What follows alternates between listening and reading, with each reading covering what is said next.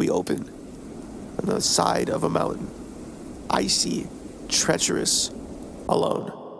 What's up, everybody? We're reading The Climate today, written by Shinichi Sakamoto and Jiro Nita. Now, 2 quick things to preface.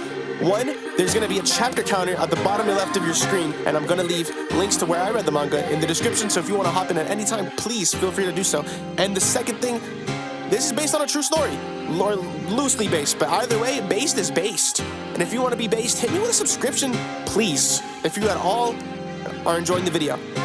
Now, with that all being said, call me Alex Honnold, call me Magnus Mitbo, call me Miley Cyrus. The way we are going to climb.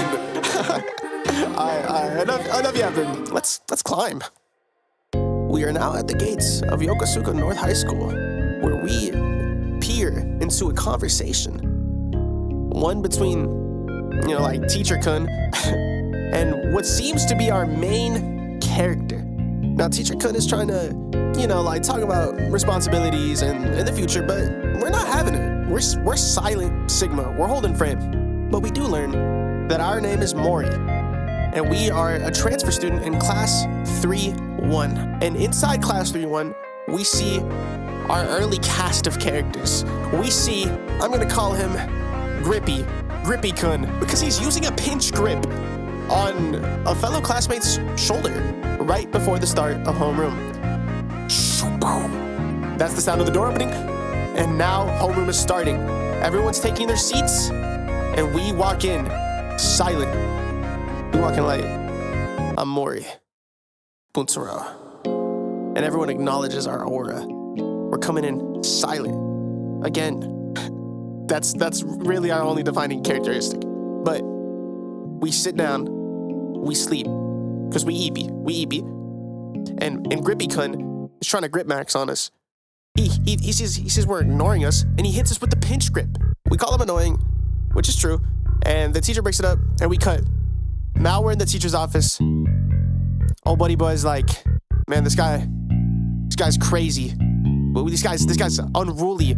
We don't know how to handle anyone like him. You gotta be careful. He's a loose screw. Bing bong, bing bong. And that's the bell. Hordes of students rush to their classes, while Mori, on the other hand, goes up to the roof. So Grip-kun fakes a stomachache, and presumably to go teach that guy a lesson. That guy being Mori. Because he's that guy. Whoa, we haven't seen that yet. But now we will. He's chilling on the roof. Bah! Grip-kun yells right in Mori's ear. He scared him by climbing onto the roof and confronts him for being an edgy loser. Mori tells him to back off. He's done with it. He's going school shooter mode. And he goes, okay, I'll back off. If you climb from the bottom all the way up to the roof like he did. He says if he does it, he'll leave him alone. Next thing we know, we're back in Class 3-1. Teacher's teaching, looks out to the window. Who does he see? Sees us. Free soloing it like Alex himself. Whole school's in a commotion. They don't know what is going on. He's at a lethal height, but his arms are getting tired. Teacher yells, Grippy-kun goes, no! Descending is much harder than climbing! And Mori-kun looks down. He sees how high he is, but then he looks up and sees the peak behind a slab of concrete. As his arms give up, Grippy gets some rope ready for Mori, and Mori lets out a guttural scream as he plants both legs on opposing ends of the wall with extreme flexibility to rest his arms. Grippy lets him know he's on his way with some rope to hold on. He jumps. He makes it with a successful lunge. He mantles himself like Chris Harrier doing a muscle-up. Everyone in awe. The teachers in awe. The students in awe. Grip-chan in awe. But we made it. As we bask in the glory of the climb we just had, the teacher of the class we currently skipped walks over to us, picks us up, and slaps us. He obviously reprimands us, but points to a rock formation where he tells us that we can get closer to the sky. Back at the school, teacher takes responsibility for our actions and sticks up for us, apologizing to the staff. We find out he's a climber and he has a heart-to-heart with us about the feeling of climbing. He then asks if we want to try climbing, that mountain that he showed us earlier, but that he can't do it alone. Mori, ever the aloof, rejects the idea of climbing with anyone, rejects friends, rejects it all. He then walks off, the teacher letting him go because he's in no state to be climbing rocks. Shortly afterward, Grippy comes back at the site that Mori climbed, ready to give it a go himself. A classmate spots him and tries to stop him, reminding him of the threat of a suspension, but he's not having it and says some fucking insane shit. One of those moments where you're reading manga or watching anime and you're just like, Japan, you good? But anyways, we're at the middle of flipping rock, and you know, we're trying to climb it. It's big, it's tall. We're not actually a climber, you know. This is our first time. We're kind of the goat though so far, but you know, it's still a mountain. So we're trying. We're thinking about what's happened, what's been said. We have some emotions, and we're falling. Thud. Ruby-chan wakes us up, tells us to go home, and just tells us we're not him. We get up, we look at the rock, and we think to ourselves, as long as we don't fall, we're good.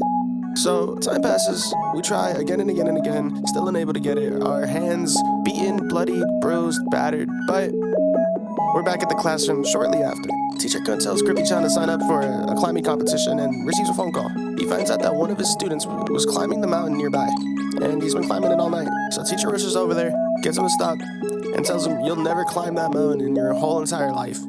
But if you want to know why, come with me. So he takes us to a climbing shop. We walk in, manager is super nice, they have us try on some shoes and step on the wall. We find out it's way easier to climb with climbing shoes. Teacher says he'll give us a pair, but at a price. The price being to enter a competition. And until then, he has to stay away from the mountain. But it's still on his mind. Next day, they're taking a test, and Grippy-chan tells a girl that he's going to enter his first competition, that competing is lame, and invites her to watch him fall. Real hater shit. But she pays him no mind. In fact, tells the whole class, and everybody's hyped to see it. Grippy-chan in response loses his marbles, picks him up by the collar, and tells him he ain't shit. Class ends. We're up on the roof. We're shadow climbing on some Hajime no Ippo type beat, and climber teacher finds out that on the back of our test, we inscribed the entire footholds of the mountain on some Rayman shit. As he watches us do what we do in awe, we cut to a cold-ass panel of Grippy-chan gripping the backboard like a crab, and we see the physique, we see the climbing prowess, and we see, dare I say, aura. He then thinks back to when Mari-chan did that muscle up to get to the top of the school, and he does one of his own. He does one from the backboard to the rim and decides to enter the competition. And now, boys, girls, and envies, it is competition day. We are here at the competition site, and we are ready to compete. We pull up to the isolation room with climber teacher, and he shows us the ropes quite literally. Tells us, one, we have to have our rope harness thingy working at all times throughout the climb so we don't fall. Two, in order to win, you have to climb the wall the fastest on site, which means you can't see it beforehand. Everybody comes in with a fresh slate and figures out their own route and whatnot to get to the top the quickest. We see Grippy-chan beast on the wall, basically just doing the climber equivalent of getting a pump in. Fast forward, they have 6 minutes to analyze the wall, the competitors enter, and competition begins. Shit starts off crazy hectic. Everybody running around scrambling like chickens with no heads, whilst our people pull up to presumably react to the events that'll unfold as anime characters usually do. Everyone's worried about Mori, but we see Grippy-chan, he got it all worked out. He already made it to the top and decided he good. He tells Mori one more time that he ain't shit and walks off with a minute left. While in that minute though, Mori he starts putting things together. You know, puzzle pieces start fitting, things start clicking. He started thinking different. But time is now up. Everyone's moved to a different room, and we learned that contestants can only climb one at a time, as to not give any others any insight or any hints on how to get up the wall. A couple climbers go, and we find out that the manager from the climbing shoe store is actually the guy who designed the wall after he makes a call out that climber number 2 is gonna fall. Cause, you know, it's his wall. And it's exactly as he told. He falls because he could not reach the hold. And he says world-class climbers can only hope to get up this wall smoothly. But here comes climber number 3. It's our boy. It's Mori. He's here. All eyes are on him. While in the back room, we see Grippy-chan have a flashback where we find out that they were childhood friends, him and the girl classmate.